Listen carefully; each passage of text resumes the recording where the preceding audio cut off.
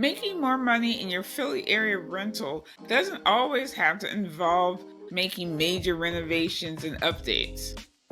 Sometimes it's a focus on taking the business actions that allow you to maximize your income. And you'd be surprised, as a busy professional trying to juggle all the things of your personal life, your profession, family obligations, and all the things a responsible landlord is supposed to do, how easy it is to fall behind on some of the what may seem as simplest tasks that allow you to legally collect income. So in this video, I'm going to review 3 things that you can do this week in order to protect your rental income, as well as avoid making what I like to call a 5 or 6-figure mistakes. Because after all, once you put these business practices in place, you will be in a better position to not only just kind of defensively protect the income and cash flow that you have today, but also be able to grow and scale your rental property portfolio. So let's get started. I'm Veronica Woods. Welcome back, or welcome to, for the first time, the Real Estate Wisdom channel, where I talk about all things about maintaining and growing and scaling a profitable rental property portfolio. I do so from the vantage point of not only a real estate broker and property manager who proudly is a member of the A team for her clients, I'm also an investor. I have a ton of resources down below the video where you can see how to connect with me and grow your portfolio no matter where you are, because some videos like this are for people who have a few properties and may have hit a wall, and then I have other videos that are for the new investor and they're really thinking about how the rental property portfolio can transform their lifestyle. So this is the second video of a series I'm calling Grow Your Philly Rental Property Portfolio, where we're talking about how landlords can really put themselves in a position to scale without kind of burning through all their free time and taking on all the headaches themselves. So the first video, we talked about the beliefs that kind of keep people stuck in self-managing, and obviously, or for some, that means getting stuck having a small portfolio. This video, we're going to talk about just 3 simple moves that you can make in order to kind of seal some of the potential income leaks that really can kind of happen right underneath your nose and prevent you from maximizing the cash flow opportunity of your properties. The first move you need to make is to evaluate your rent versus the market for your neighborhood. A lot of landlords, I find, are undercharging without even knowing it. Because they're just kind of taking their eye off the ball of where the rent is going. So first thing you have to do is just get grounded on what is the current market for your apartment or home based on the current condition.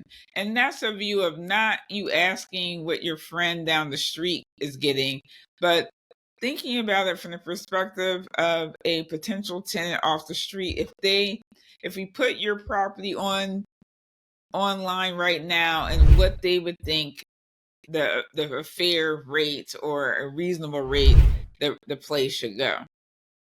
Now, it's important I emphasize it as is, right? So you want to kind of be able to compare apples to apples in terms of amenities. So that means you want to get the appropriate rent for a property without central air, without washer and dryer, if that's indeed what you have. So obviously certain amenities are going to dictate a higher rent. Then if there is a current tenant in the property, you want to evaluate a few more things, like what their current rent is now, because in Pennsylvania, the Philadelphia area, there's some scrutiny on how aggressive landlords can raise rents on current tenants. A good practice is, aiming to raise rents 3 to 5% a year. Any more than that, you may be deemed excessive. The other thing, when you have current tenants, you have to also evaluate their current situation, right? So, what has been their ability and track record of paying the rent today? Are they always behind? Are they kind of income vulnerable? Um, and then that has to factor in whether, if you're in a situation where a tenant is struggling to pay rent and you have a number of, major expenses. So say you do have a cosmetic upgrade that you've been wanting to make, and that's going to cost some money. Then you may weigh like whether it makes sense to increase the rent for your current tenant, or whether it makes sense just to not renew the lease and then attract the tenant that's willing to pay the full market rate for the home or apartment. And these are some of the things I'll talk to clients about or potential clients who sign up for my rental income strategy session, because there is kind of a art/science into evaluating all these dimensions around thinking about how you should strategically go about increasing the income for a property, and also weighing in your own personal goals about what you want to achieve with this particular property, as well as your overall rental property portfolio. The second move you want to make is to schedule a inspection. So if no one's been to the property in 6 months or more, it's a perfect time, a perfect excuse to do a walkthrough of the property. Now you want to get a tenant notice, adequate notice, because obviously you're not taking care of a repair or emergency. So out of courtesy, ideally it's in writing. Let them know that you'll be stopping by, and you'll do an inspection similar to and follow a checklist similar to the one that you may have used when they first moved in. In that case, it was more formal. They actually signed off on the condition of the property when they took over. This checklist is healthy or helpful in this situation as well.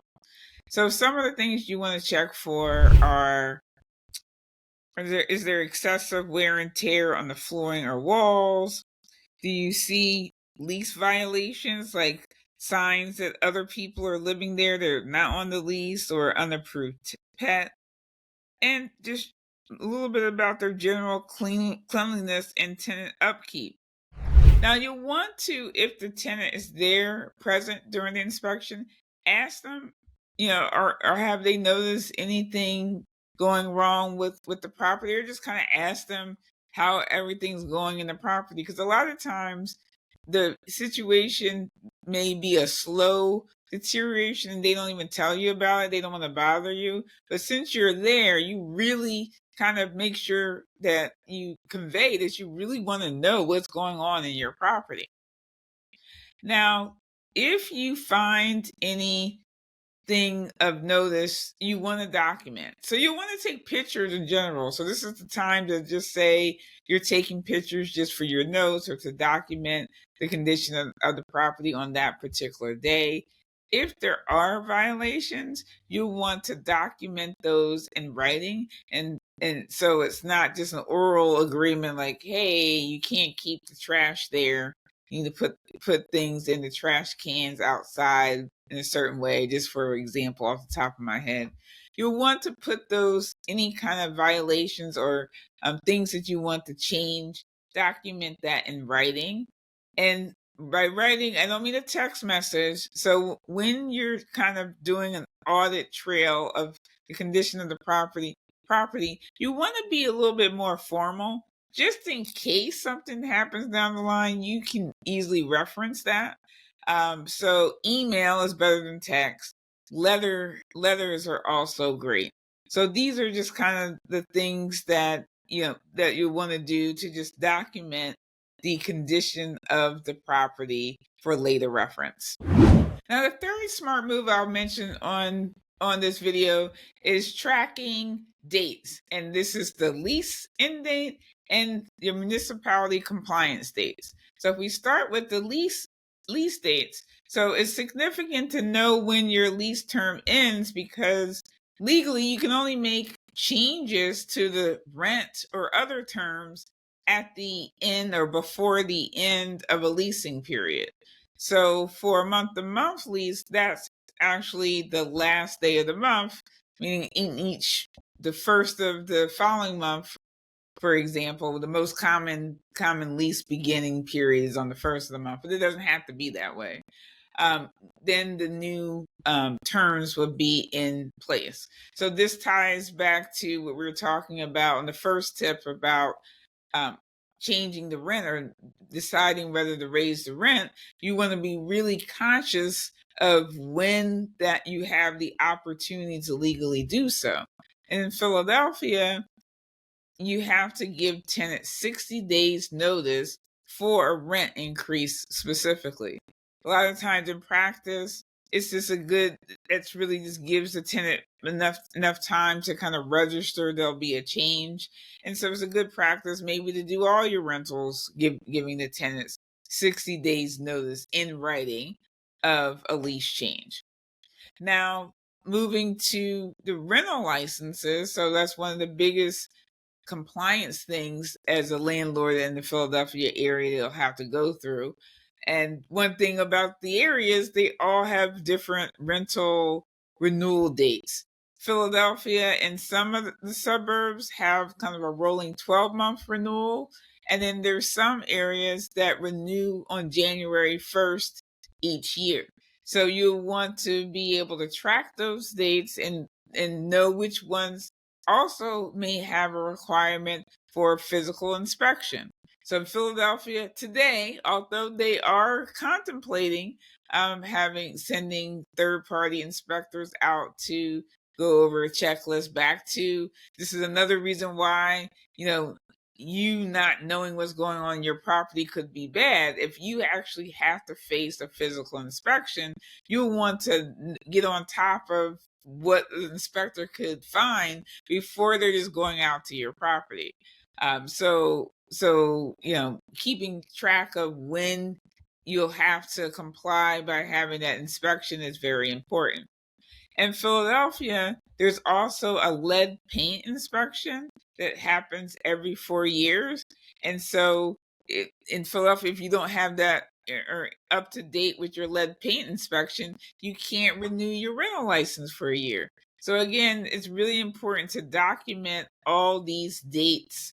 And not only document the dates, have the actual physical evidence, signed evidence of the certificates and the leases in a place that you can put your hands on.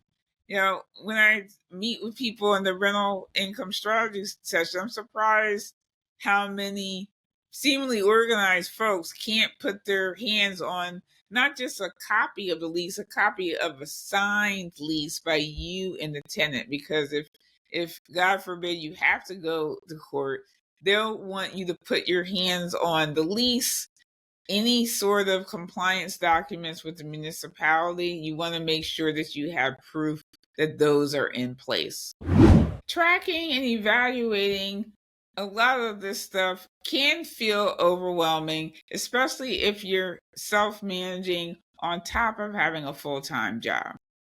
One theme that can run and empower a lot of these moves is to leverage technology.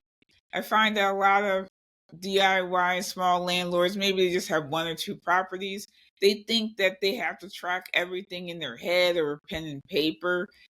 And really, there are some smaller software solutions that are geared just for them. To a few names I'll throw out: Rent Ready, Tenant Cloud, Door Loop, and there are more, and they're growing each day, kind of being able to help you manage some of the documentation from, it could be just your mobile phone. So that is possible, and definitely puts you ahead of the game of the person who's trying to You do track screenshots of text messages and keep all the lot from everything from lockbox codes to tenant renewal dates in their heads. So I go over a few other kind of mistakes that I see DIY landlords make in the next video that's appearing on the screen now. As always, thanks for watching. Happy investing.